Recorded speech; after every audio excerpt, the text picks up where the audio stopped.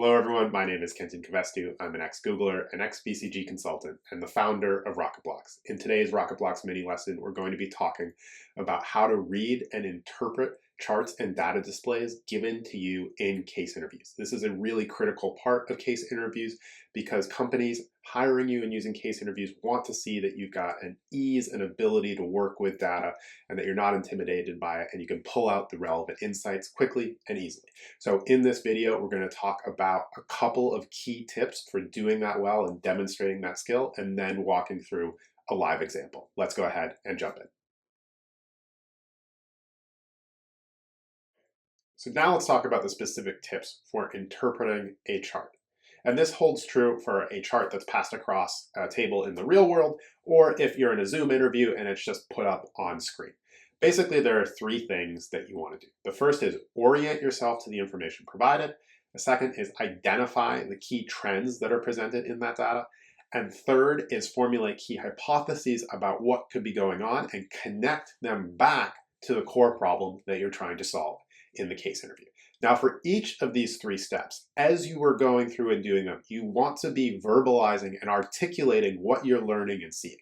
It's going to be not like rapid fire because obviously you're processing the information at the same time you're speaking. So people will understand, or if you take 5 seconds here or there as you're walking through it, but you do want to articulate that process so the interviewer understands what you're learning as you're going through it. So let's talk about each of those. In the first, orient. The key thing here to do is to start by understanding the axes on the chart presented to you. So most charts will have an X and a Y axis. Sometimes you'll get more complicated charts that may have two Y axes that presenting different types of information. Sometimes in a bubble chart, for example, there might be an X, a Y, and a Z axis. So regardless of what is actually presented, you want to start by just understanding the different axes presented. And you can articulate that as you're doing it. I see here on the x-axis, you've got this and this on the y-axis, and then pick a particular data point on the chart. And you're not trying to say anything insightful about that data point. You're just trying to articulate what it means to prove to yourself and the interviewer that you're sort of interpreting the information correctly. That's how it grounds you and orients yourself in what's actually been given to you. So that's the first step. Once you've done that, you can start looking to identify any trends that are showing up in the data presented to you. And the way I like to think about this is that you're really looking for movement and motion in a chart. If you think about a chart, what's going to end up being insightful is where things are actually going or not going in a chart. Like this line is going up over time, or this line is going up and down like crazy and just very noisy. Or maybe this line is going down over time, profit is falling over time, revenue is going up. Or maybe you've got bar charts with two sections. The mix of products is being sold. The mix of this is going up or down. Those are the type of things that you want to start looking out for and calling out as you see them and are processing the information on the chart. Then the third step is to connect what you're seeing in the chart with hypotheses about how this could be relating back to the key problem in a particular interview that you're trying to solve. So you want to take the information and answer that sort of question of so what? So you're not just analyzing this chart in a silo, but you're saying, oh, I see that the mix of products here is changing. Maybe that mix of products is impacting the falling profitability that our client is struggling with. So we're going to talk about this more in the live example, but those are the three things that you want to do. First, take some time and orient yourself to the data provided. Then identify trends that you're seeing in that data. And again, look for the motion and the movement in a chart to be able to do that. And then third, start connecting that back to the core problem that the client is facing. How does this relate to the issue you're actually trying to solve? And of course, remember that as you're going through this process, you want to verbalize and articulate what you're learning. So now let's go ahead and look at a live example. Okay, let's imagine that the case we're dealing with is a consumer electronics retailer that's facing declining profitability. And over the course of the case investigation, I ask a question that prompts the interviewer to hand over this particular chart. How would I walk through this and digest this information? Okay, let's jump into it. Okay, this is a really interesting chart. First of all, what I'm seeing here is that on the x-axis, we've got about 5 years of data. And on the y-axis, we're looking at the amount of basically floor space that this retailer has dedicated to certain categories that they have in the store, cameras, laptops, etc. So that makes sense. We're looking at sort of layout basically and how that's changed over time. And then there's a second y-axis here that tracks company-wide profit margin and how that's changed over time as well. So just to make sure I'm understanding this correctly, if I were to look at year 5, it looks like we're saying 34% of the floor space is dedicated to, I think this is laptops and PCs, and that maybe the profit margin here is just above 2% in year 5.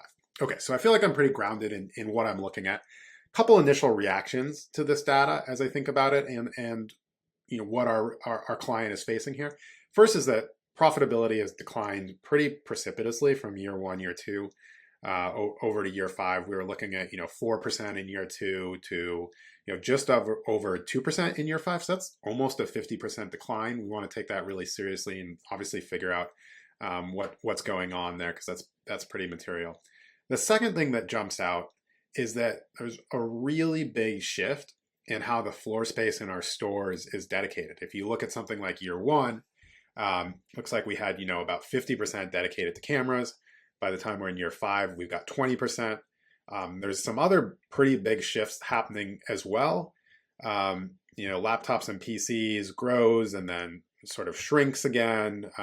It's like office equipment grows as well as printers. So the reason I bring that up is there's a lot of change, and we're seeing a lot of change in profit margin as well. And it makes me think that a hypothesis here of what's going on is that changing the retail floor space is impacting our sales in those different categories, and that the contribution margin from those different categories may be wildly different. So if you have a situation where you change the retail space, it changes the amount of sales you get in those different categories, and their profit margins are wildly different. You could start swinging the profit margin around a lot like we're seeing here. For example, if cameras were super profitable, and by shrinking the floor space, we reduce the amount of sales on cameras and thus reduce the profit we're getting from them. So I think that this sort of core next step here, given the challenge that our client is facing, is to understand what are the sales and contribution margins by category so we can either prove or disprove that hypothesis. Okay, one last tip to keep in mind. Don't worry if the information you get in an interview isn't in chart form. Sometimes that's going to happen, and all of the same tips are going to apply. If you get a data table with information, all you want to do in the orient step is just orient yourself to the columns in that table and the rows in that table, and then pick a particular cell from that table and articulate what that data point means. It's the exact same process. It just happens to be with a table rather than a chart. And then you're going to move on to identifying trends and, of course, connecting them back to what could be going on. What could this relate to that's driving the core case problem you're trying to solve? So thank you so much for watching.